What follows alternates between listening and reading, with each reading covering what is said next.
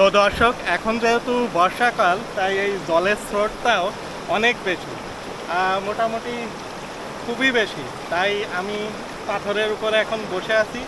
আর এই জলটা অনেক ঠান্ডা এবং খুবই স্বচ্ছ একটা জল। আর এটা হচ্ছে সিলেট জেলার কোম্পানিগঞ্জ উপজেলায় অবস্থিত।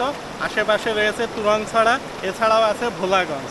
তো এই দুইটার মাঝামাঝি হচ্ছে এই উৎমাছড়া যে লোকেশনটা, আর ঠিক পিছনেই রয়েছে ভারতের বর্ডার, অর্থাৎ আমরা সীমান্তের একদম জিরো পয়েন্টে অবস্থান করছি। তো বন্ধুরা, আপনারা যদি সুইমিং পুলের স্বাদ নিতে চান তাহলে চলে আসতে হবে উৎমাছড়া।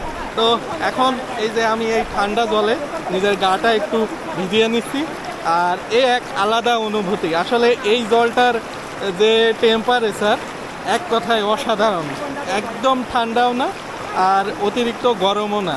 তো জলের প্রবাহমান ধারায় নিজের গাটা একটু শীতল আভায় পরিপূর্ণ করে নিচ্ছে আর কি। তো এই হচ্ছে অবস্থা।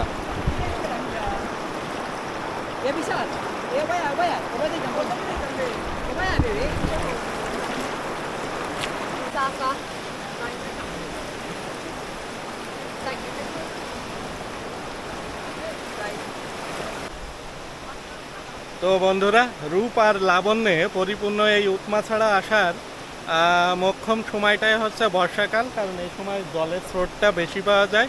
পাশাপাশি এই যে পাহাড়ের যে বিশাল বিস্তীর্ণ পাহাড় দেখা যায়, সব মিলিয়ে এক অসাধারণ পরিবেশ হচ্ছে এই উৎমাছড়া।